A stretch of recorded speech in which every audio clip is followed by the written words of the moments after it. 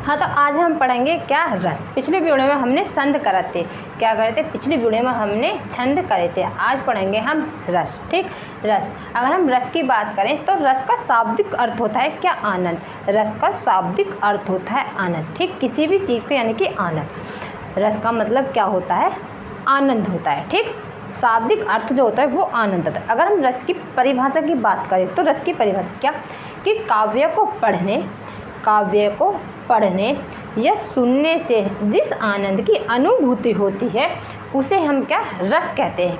क्या परिभाषा है इसकी, फिर से सुनना, कि काव्य को पढ़ने या सुनने, काव्य को पढ़ने या सुनने की, सुनने से जो जिस आनंद की अनुभूति होती है उसे हम क्या, रस कहते हैं। ठीक, उसे क्या कहते हैं, हम रस कहते हैं। ठीक, देखो आगे देखते हैं। ठीक, लिखते हैं, क्या पढ़ेंगे हम, रस पढ़ेंगे। ठीक, रस पढ़ेंगे। रस का शाब्दिक अर्थ,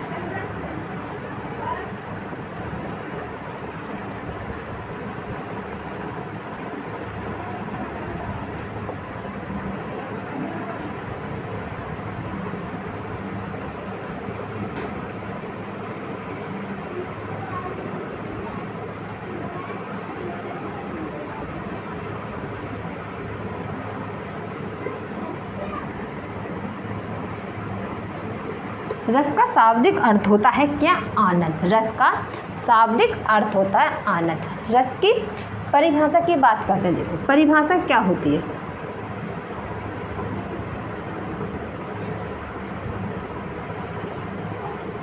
अगर हम परिभाषा की बात करें तो देखो क्या, काव्य को पढ़ने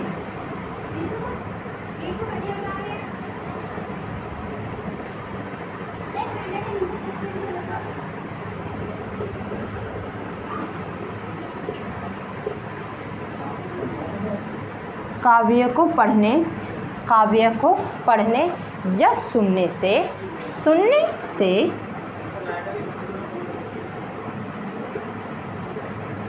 जिस आनंद की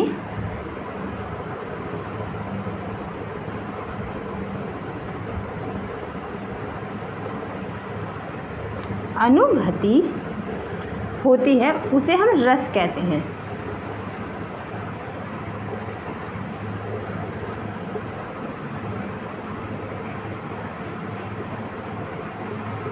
ठीक, क्या, उसे हम रस कहते हैं। ठीक, ठीक है। परिभाषा क्या है रस की, काव्य को पढ़ने या सुनने से जिस आनंद की अनुभूति होती है उसे हम रस कहते हैं। देखो इसमें हम एक पॉइंट और लिखते हैं, क्या, इसका अगला पॉइंट देखो, जैसे कि यानी कि पाठक या श्रोता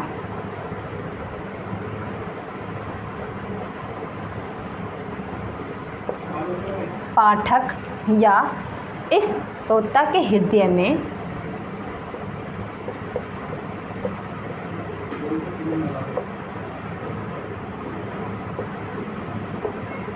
ठीक, पाठक या श्रोता के हृदय में स्थित स्थायी भाव, क्या, स्थित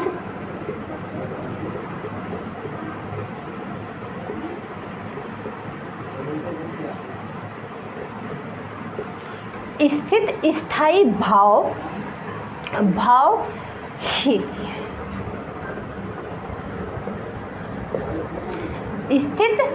स्थित भाव ही क्या, विभावदी।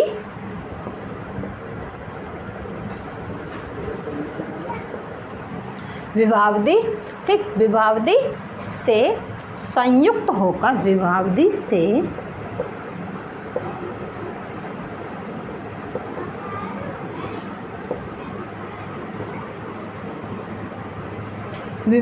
से क्या, संयुक्त होकर रस रूप में परिणत हो जाता है।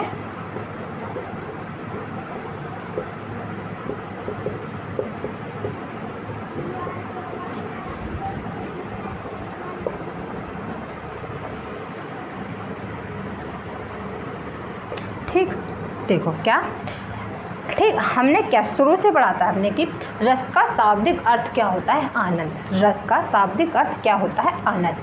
परिभाषा क्या है? काव्य को पढ़ने या सुनने से जिस आनंद की अनुभूति होती है उसे हम रस कहते हैं। इसमें एक पॉइंट है, ठीक, एक पॉइंट क्या है? पाठक या श्रोता के हृदय में स्थित स्थायी भाव में विभावधि से संयुक्त होकर रस रूप में परिणत हो जाता है। ठीक, क्या परिणत हो जाता है? ठीक, अब हम आगे देखो, आगे क्या देखो कि रस को काव्य की आत्मा कहा जाता है। रस को काव्य की आत्मा कहा जाता है। और अगर हम बात करें, क्या इसको प्राण तत्व भी माना जाता है? क्या इसको प्राण तत्व भी माना जाता है? ठीक, क्या देखो, रस को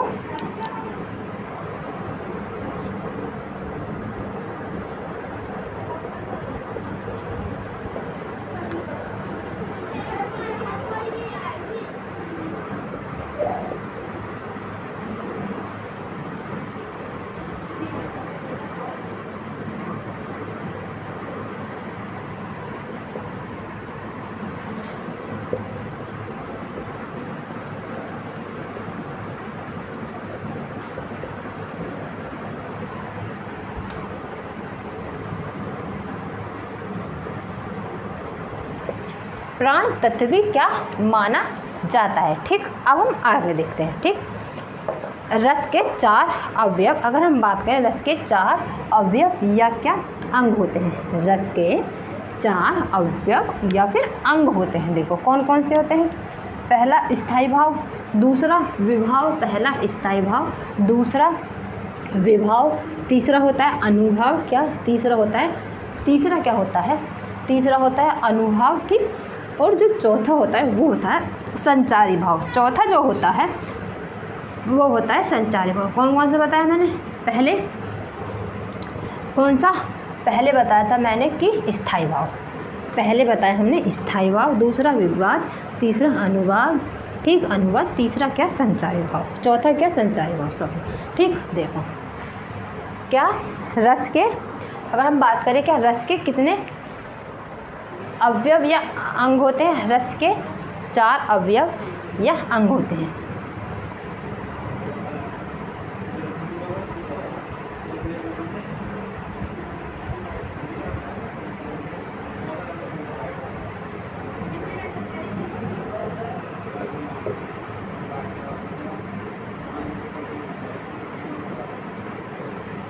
ठीक, कितने? 4।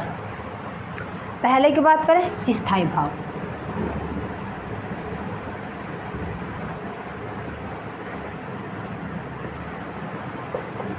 दूसरे की बात करें तो क्या? विभाव, तीसरे की बात करें तो तीसरा क्या होता है? अनुभाव, तीसरा क्या होता है? अनुभाव।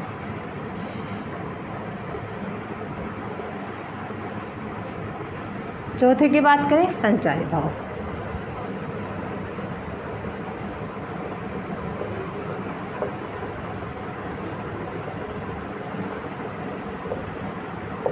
ठीक, चौथा क्या होता है? संचारी भाव। संचारी भाव को क्या? संचारी भाव को व्यभिचारी भाव भी कहते हैं।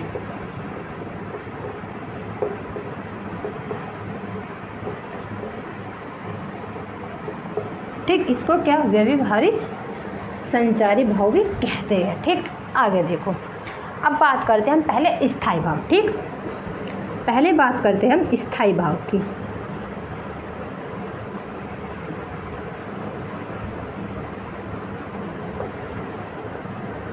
देखो स्थायी भाव, अगर हम स्थायी भाव की क्या बात करें तो इसका मतलब, स्थायी भाव का मतलब होता है कि प्रधान, क्या यानी कि क्या? प्रधान। देखो प्रधान का मतलब, देखो मैं बताती कि प्रधान भाव वही हो सकता है जो रस की अवस्था तक पहुंच सकता है। क्या?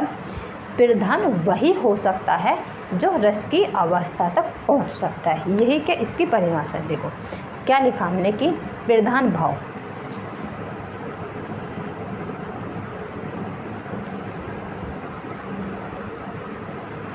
क्या?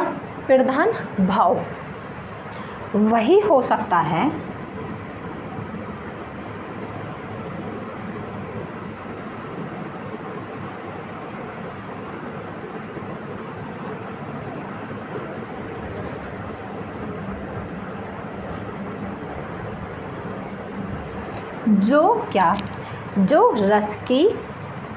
जो रस की अवस्था तक पहुंच सकता है।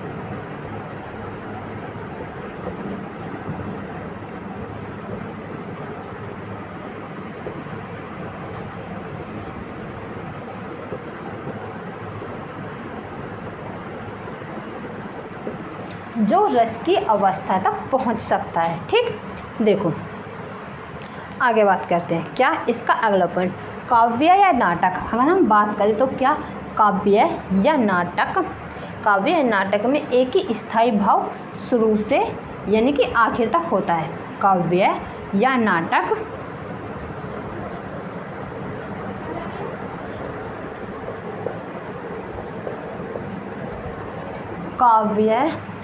नाटक में एक ही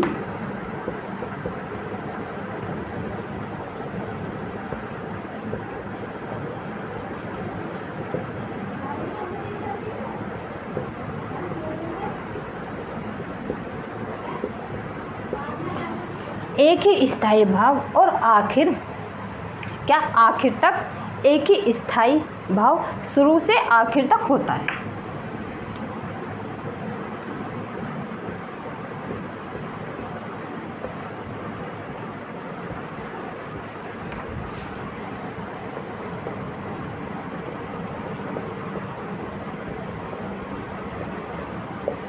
ठीक है, क्या बताया हमने कि काव्य या नाटक में एक ही स्थायी भाव और शुरू से आखिर तक होता है। ठीक है, अब हम आगे देखते हैं। ठीक, अगर हम आगे देखें, अगर कहे कि स्थायी भावों की संख्या कितनी है, तो स्थायी भावों की संख्या है 9। स्थायी भावों की संख्या कितनी होती है? 9। ठीक, अगर हम हिंदी में बात करें, ये कहे कि हिंदी में कुल कितनी संख्या होती है, तब भी कितनी होती है? 9। ठीक, कितनी होती है संख्या? तो 9 संख्या होती है। देखो बात करें क्या कि स्थायी भावों की संख्या कितनी मानी गई है।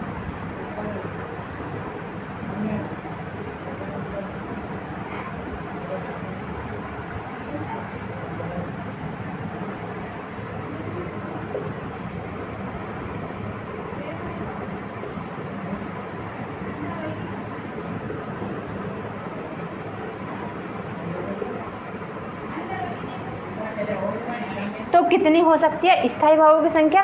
9 मानी गई है। अगर कहे कि हिंदी में कितनी है,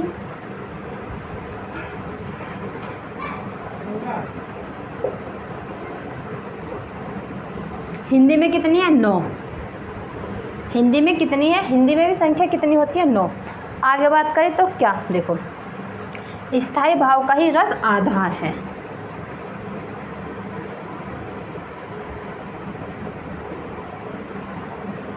स्थायी भाव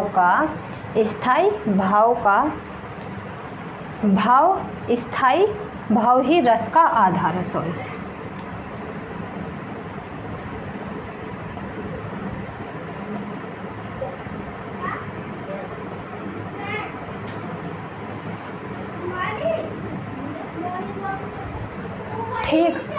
ठीक है, क्या आधार है। अगर हम आगे बात करें तो देखो प्रकृति में रस की संख्या कितनी मानी गई है? 10।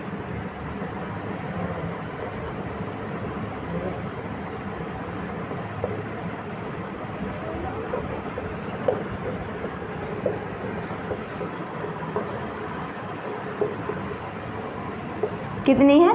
10। प्रकृति में रस की संख्या कितनी है? 10। अगर संस्कृत में पूछे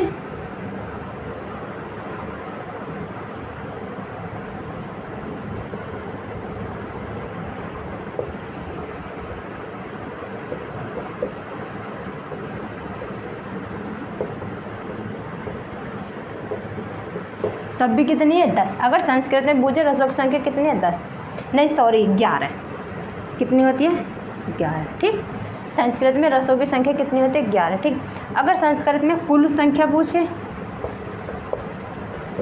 रसों की कुल संख्या तो कितनी है, तब भी कितनी होगी 11। रसों की कुल संख्या पूछे तब भी कितनी होगी 11। ठीक।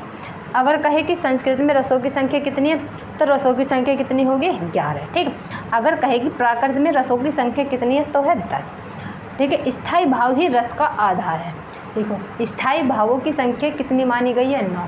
ठीक। हिंदी में कितनी मानी गई है संख्या 9। ठीक। हिंदी में भी कितनी मानी गई है 9। अब देखो आगे पढ़ते हैं क्या, ये क्या होगा स्थायी भाव हो गया। अब पढ़ते हैं विभाव। क्या पढ़ते हैं विभाव। ठीक। आगे पढ़ेंगे विभाव।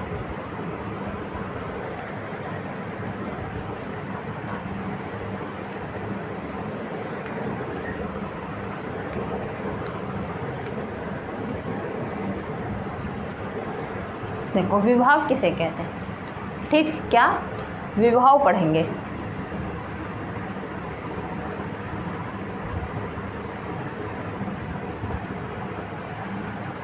अगर हम विभाव की बात करें तो देखो विभाव क्या, स्थायी भावों के उद्बोधक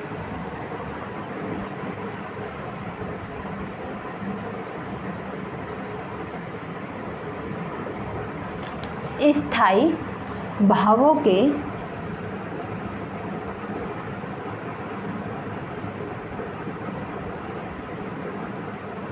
स्थायी भावों के उद्बोधक कारण को विभाव कहते हैं।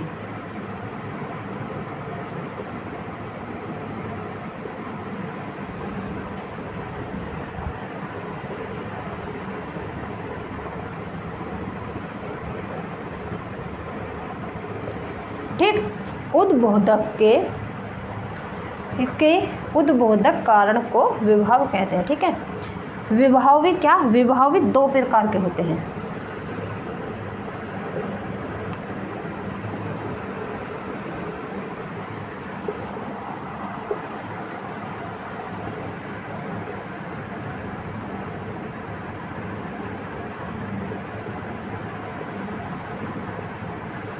कौन कौन से देखो, पहला होता है आलम्बन।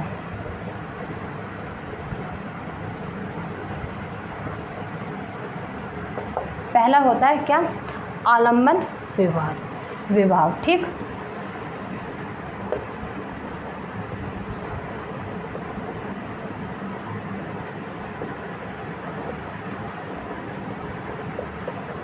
दूसरा होता है उद्दीपन।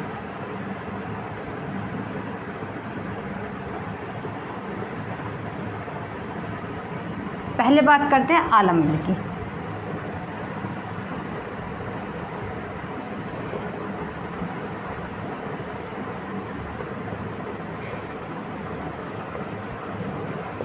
पहले हम बात करते हैं आलम्बन की। ठीक। अगर आलम्बन की बात करें तो देखो आलम्बन किसे कहते हैं, जिसका आलम्बन या सहारा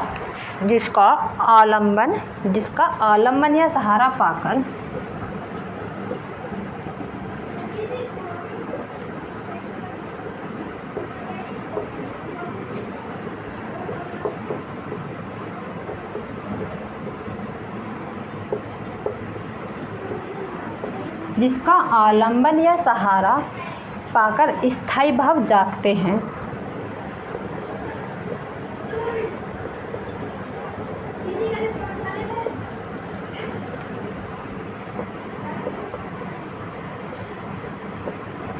क्या स्थायी भाव जागते हैं।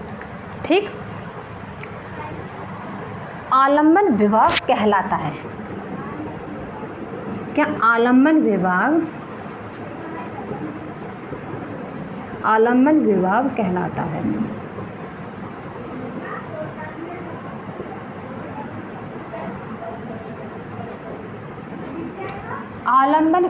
आलम्बन विभाव कहलाता है। ठीक। आगे बात करते हैं। देखो अगर हम आगे बात करें किसकी, ठीक आगे देखो अगर हम इसका छोटा सा उदाहरण लेते, देखो उदाहरण बात करते हैं। यदि राम के मन में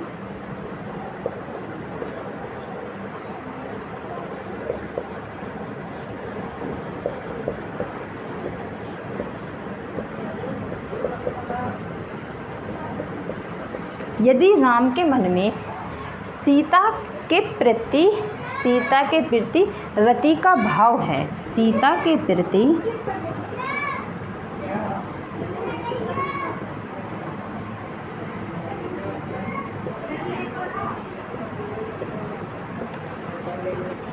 प्रति क्या रति का भाव है, भाव जगता है,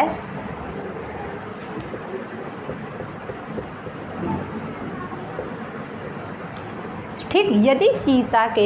यदि राम के मन में सीता के लिए प्रीति का भाव जगता है तो राम आश्रय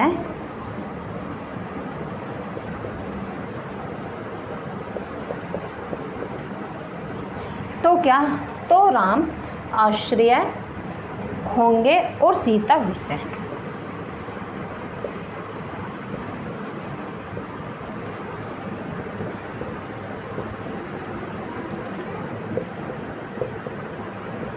सीता विषय होंगे, ठीक।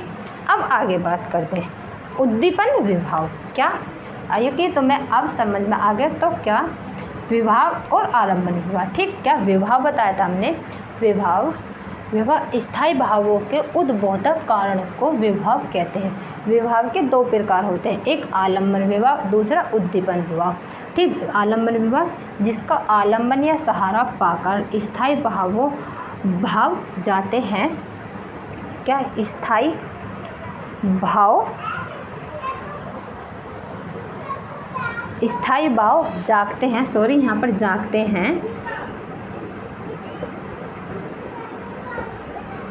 जागते हैं आलम्बन विभाव कहलाते हैं, ठीक। उदाहरण, यदि राम के मन में सीता के प्रति रति का भाव जगता है तो राम आश्रय होंगे और सीता विषय होगी, ठीक, विषय होगी। अब देखते हैं आगे कौन सा उद्दीपन भाव।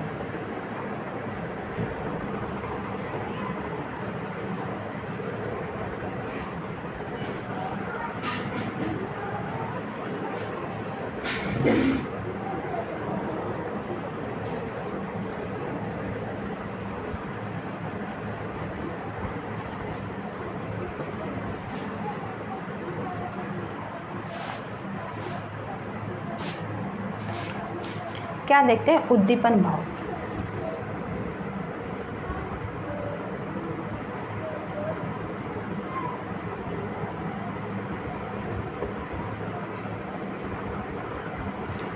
क्या है उद्दीपन विभाव।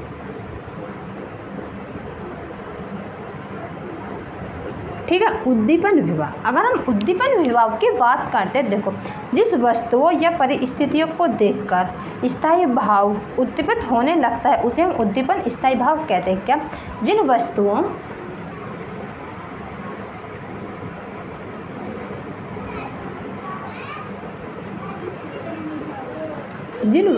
को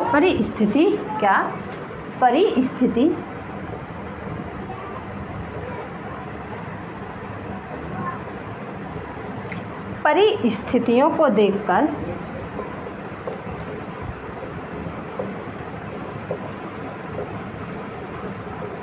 ठीक, परिस्थितियों को देखकर स्थायी भाव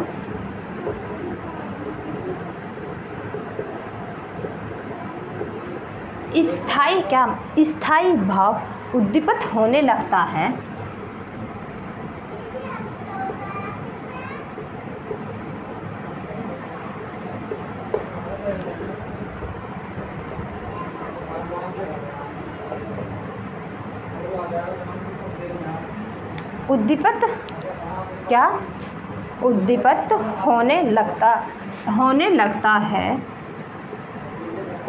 उद्दीपित होने लगता है उसे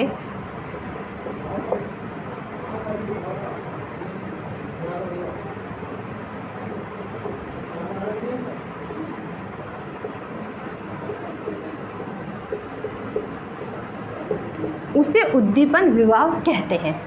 अगर हम इसका उदाहरण देखें, देखो छोटा सा, जैसे कि इसमें पॉइंट साफ आते हैं, जैसे कि चांदनी, एग्जाम्पल,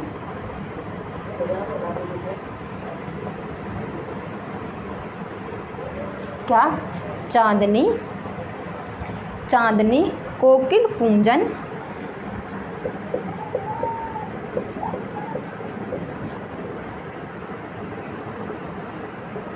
और क्या, चांदनी, कोकिल, कूंजन, एकांत स्थल, क्या, एकांत स्थल,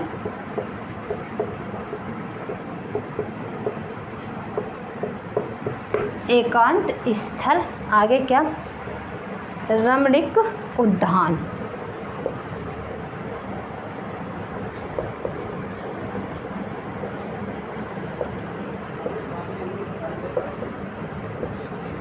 रणमिक, ठीक, नहीं यहाँ पर उल्टा लिख गया है, ठीक, क्या, रणमिक उद्यान, रण है रमणीक उद्यान, ठीक, रणमिक उद्यान। अब आगे बात करते हैं, ठीक,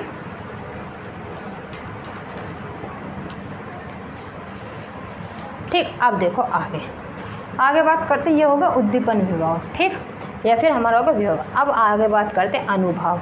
अनुभाव किसे कहते हैं, क्या, अनुभाव, ठीक, यहीं पे लिख लेते हैं क्या, अनुभाव।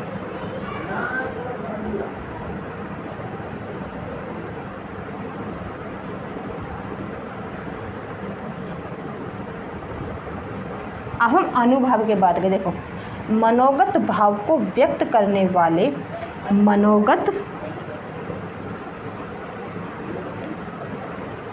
ठीक, मनोगत भाव को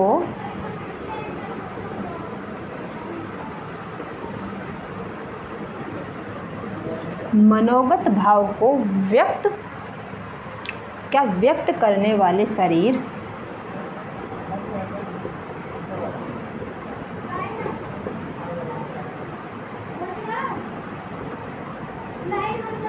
व्यक्त करने वाले शरीर, क्या बोला हमने, अनुभव, मनोगत भाव को व्यक्त करने वाले शरीर विकार अनुभव कहलाते हैं।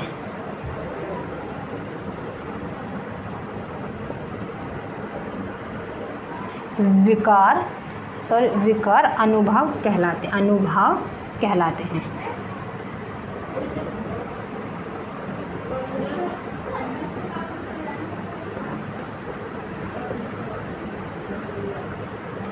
क्या, अनुभव कहलाते हैं, ठीक। अगर हम बात करें तो क्या अनुभवों की संख्या कितनी मानी गई है, 8 मानी गई है।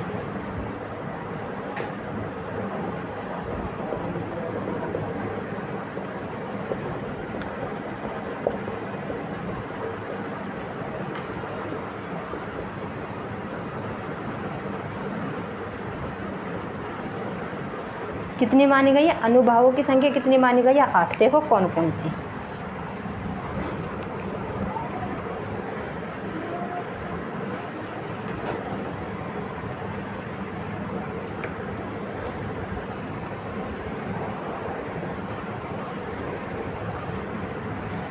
पहले कौन सी मानी गई, देखो, स्तंभ, स्वेंद,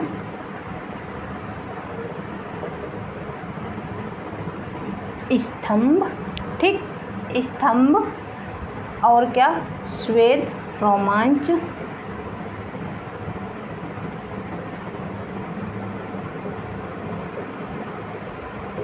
स्वेद, रोमांच, स्वर, भंग,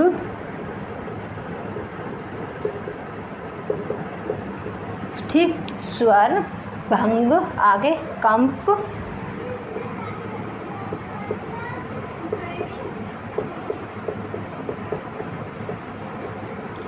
विविधता, ठीक, विविधता, आगे विविधता को एक शब्द और बोले, क्या, रंगीनता।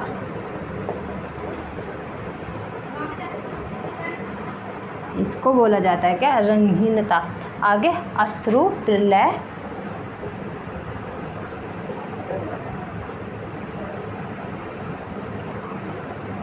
अश्रु, प्रलय, प्रलय को क्या, संगीनता भी बोला जाता है।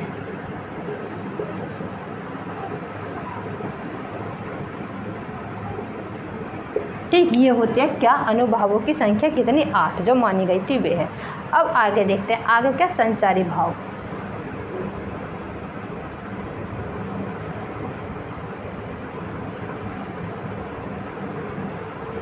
संचारी भाव या फिर वैभावी भाव,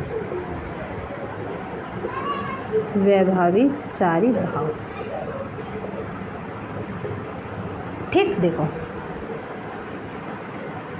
अगर हम इसकी बात करें तो देखो मन में संचरण करने वाले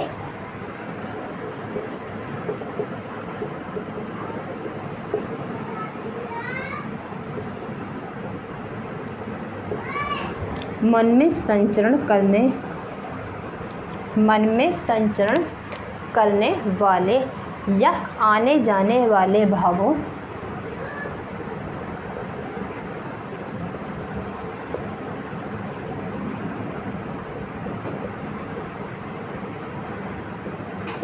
या आने जाने वाले भावों की संचारी भाव कहते हैं।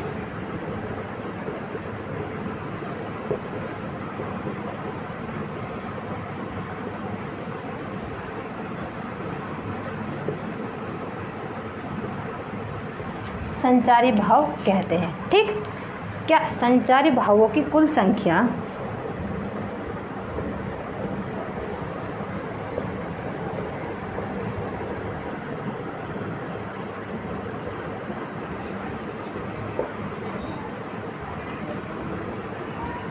33 मानी गई है। कितनी मानी गई है? 33 मानी गई है। कौन कौन सी है?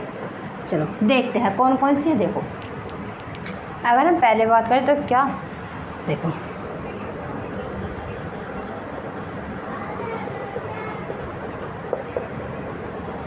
हर्ष, हर्ष विषाद, हर्ष, हर्ष विषाद। आगे बात करें क्या, हर्ष विषाद या त्रास। अगर हम त्रास की बात करें तो इसको भय, भय भी कहा जाता है, भय या फिर क्या कहा जाता है इसको, व्यग्रता। ठीक, क्या व्यग्रता कहा जाता है। ठीक, आगे क्या, आगे देखते हैं अगला क्या, लज्जा यानी कि वीणा।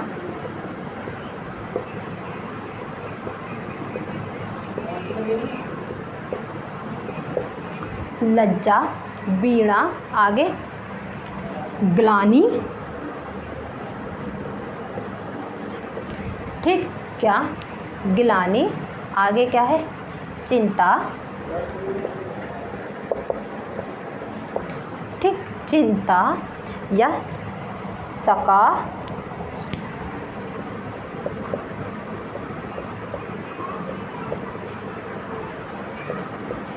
सका या अंसुया या फिर क्या, अंशु, अंसुया। अंसुया का मतलब क्या होता है, देखो दूसरे के उत्कर्ष के प्रति अहिंसता विषण्णता प्राप्त करना। ठीक, अंसुयता का मतलब होता है, क्या बताया मैंने, कि दूसरे के प्रति क्या, कि दूसरे के उत्कर्ष के प्रति, दूसरे के उत्कर्ष के प्रति असहिष्णुता प्राप्त करना। ठीक, अंश। अब देखो आगे अमर्ष। अगला क्या है, आगे लिखते हैं ऊपर,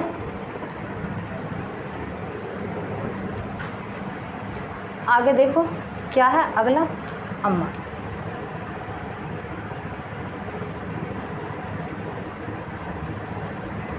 अगर अमर्ष की बात करें तो इसका मतलब क्या होता है, देखो विरोधी का अपकार करने की अक्षमता से पुनः दुख होना। ठीक, विरोधी, मैं यहाँ पर लिख देती हूँ, क्या, विरोधी का उपकार करने की, विरोधी का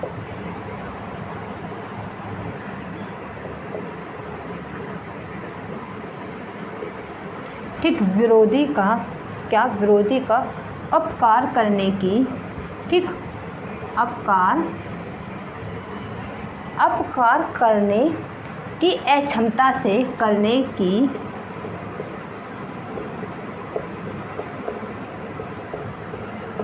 अक्षमता से पन या दुख हो जाना। ठीक, पन या दुख होना। देखो मोह गर्भ, अगला क्या है,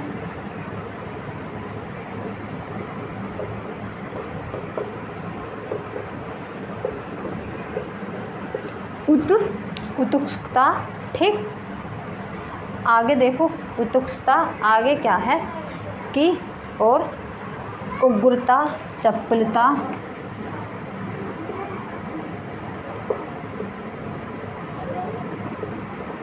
उग्रता।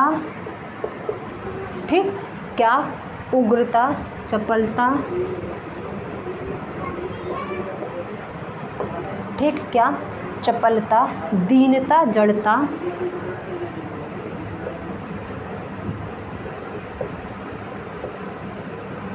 दीनता, आगे क्या है, जड़ता, आवेग।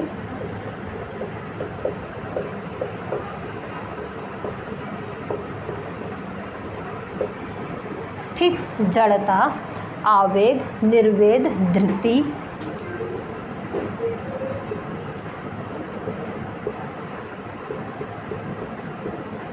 निर्वेद, धृति। ठीक, निर्वेद, धृति, मति, मति, आगे क्या है, मति, विधोद, विधोद। ठीक, आगे देखो विधोद, और क्या है, वितरक, श्रम।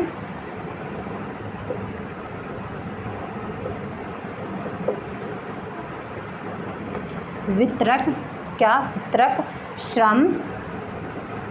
ठीक, वितरक, श्रम।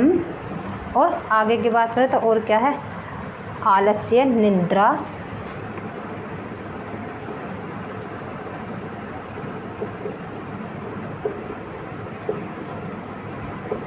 आलस्य, निद्रा। और देखते हैं थोड़ी सी और है, बस इन्हें और कर लेते हैं। आलस्य, निद्रा, स्वैपन, स्मृति। क्या, स्वैपन, स्मृति, स्वैपन, स्मृति। ठीक, क्या स्मृति, मद, अनुमाद।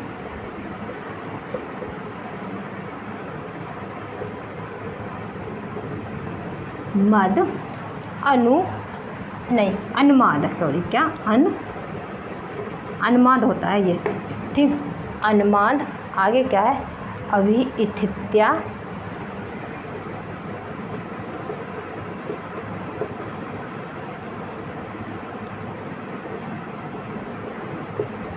अभिइथित्या। आगे क्या है, अपसमार।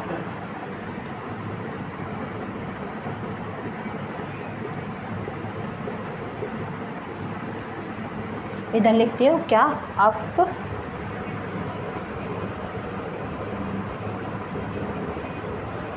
ठीक, अपस्मार या फिर मूर्छा, या फिर इसे क्या बोलते हैं हम, मूर्छा, या फिर वधि या फिर योग।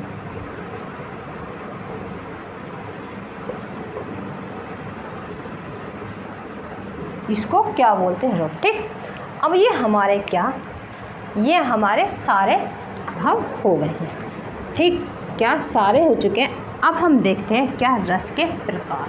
अगर रस के प्रकार की बात करें तो रस के प्रकार होते हैं कितने, 8। अगर भरत मुनि के हिसाब से कहें तो भरत मुनि ने कितने कहा था, 9। भरत मुनि ने कितने कहा था, 9। वैसे कितने होते हैं हमारे, 8। तो हम पहले बात करते हैं क्या, श्रृंगार रस। किसकी, श्रृंगार रस। श्रृंगार रस का स्थायी भाव क्या होता है, रति। क्या, श्रृंगार रस का स्थायी भाव जो होता है वो रति, या फिर बोल देते हैं हम प्रेम। क्या बोल देते हैं, प्रेम। ठीक, आगे बात करते हैं क्या, रस के प्रकार।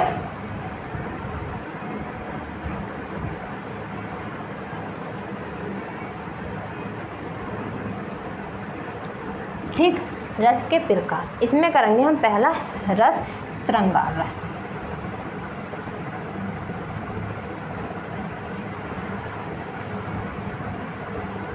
स्थायी भाव क्या होता है, रति या प्रेम। ठीक, या तो होता है रति या फिर होता है प्रेम। देखो, जहाँ दो या दो से अधिक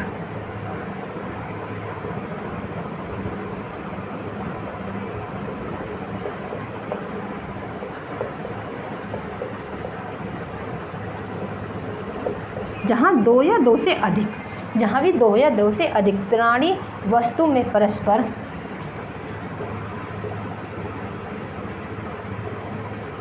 प्राणु वस्तु या परस्पर, ठीक, परस्पर संयोग की या वियोग की स्थिति, संयोग की परस्पर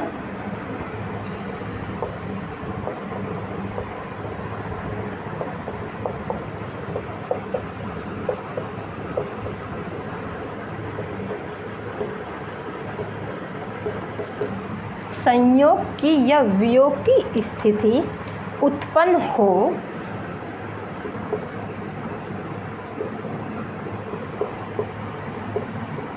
उसे श्रृंगार रस कहते हैं।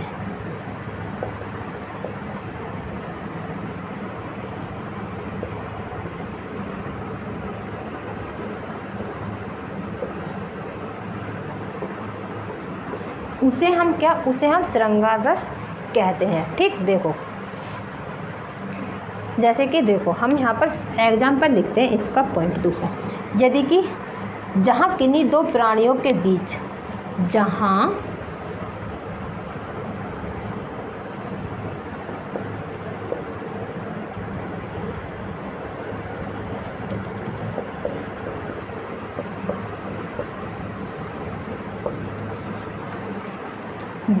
किन्हीं दो प्राणियों के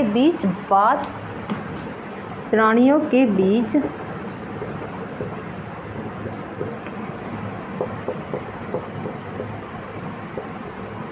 बातचीत, ठीक, बातचीत स्पर्श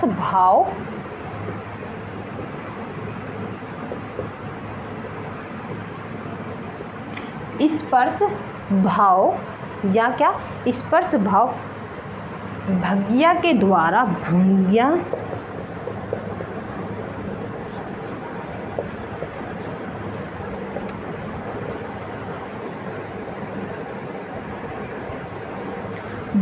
के द्वारा प्रदर्शन हो रहा हो,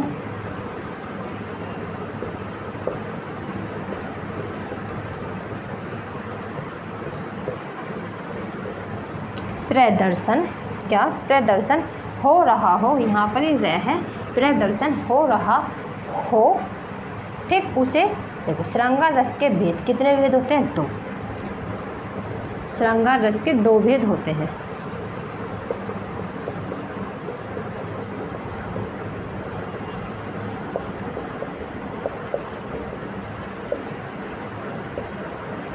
कौन कौन से? एक तो संयोग श्रृंगार, एक वियोग श्रृंगार। कौन कौन से होते हैं? एक तो संयोग श्रृंगार और एक वियोग श्रृंगार। पहले बात करते हैं संयोग श्रृंगार की। संयोग श्रृंगार किसे कहते हैं?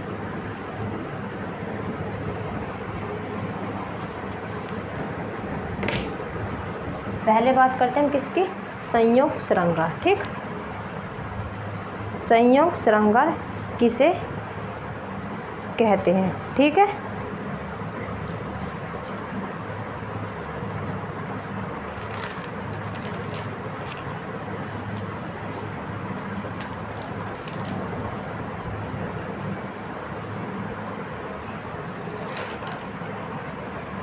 संयोग श्रृंगार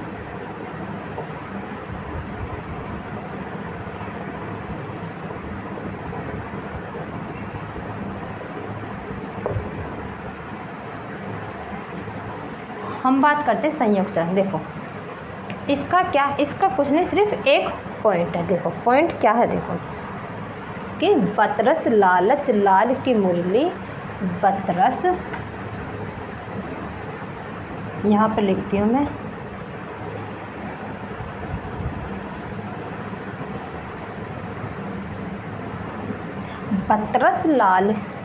बतरस लालच लाल की मुरली,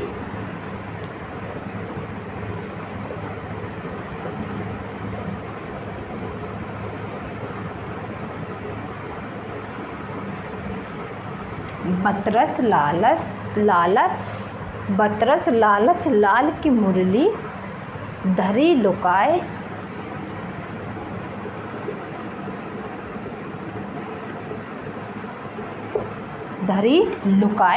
आगे देखो क्या, सोहे कहे मोहिनी, क्या, सोहे कहे मोहिनी,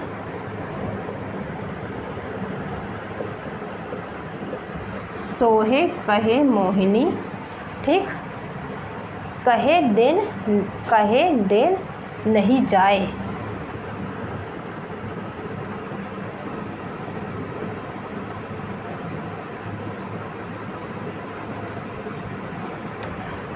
कहीं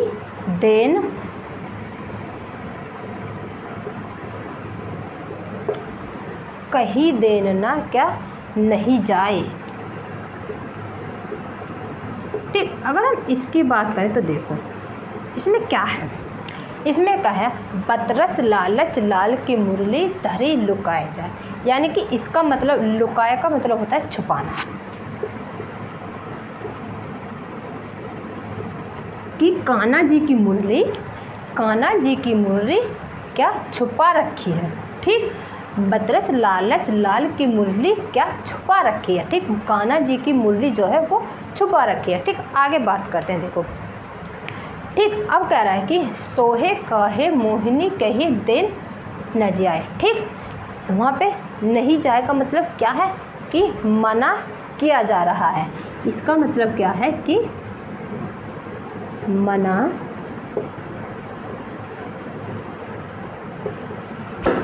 मना किया जा रहा है, ठीक। क्या मना किया जा रहा है, ठीक है।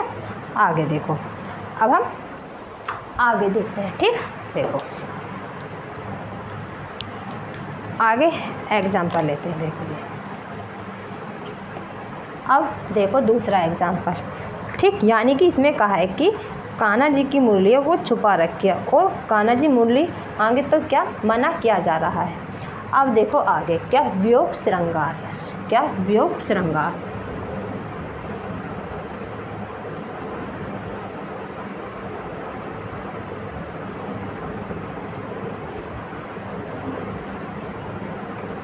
वियोग श्रृंगार। फिर देखो, मधुबन तुम कहत रहे, मधुबन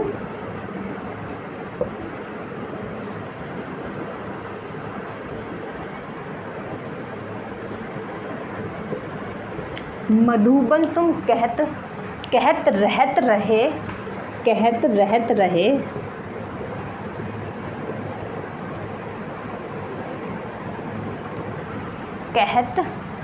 रहे, आगे लाइन क्या है कि बिना शाम सुंदर के तुम क्यों न जाए, बिन शाम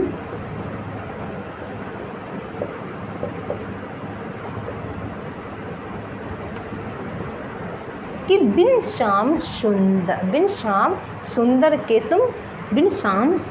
के तुम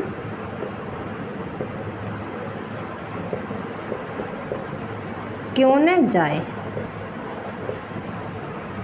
क्यों न जाए, ठीक। क्यों न, ठीक। इसमें कह रहे हैं मधुबन तुम कहत रहे, क्या मधुबन तुम कहते रहते थे कि बिन शाम सुंदर तुम क्यों नहीं जाए, बिन शाम के तुम क्यों नहीं जाए, ठीक। बिन शाम के सुंदर तुम क्यों नहीं जाए, बिन का मतलब होता है वियोग करना,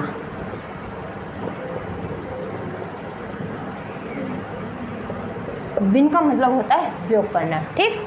ठीक है, क्या व्योन का मतलब होता है वियोग करना, ठीक।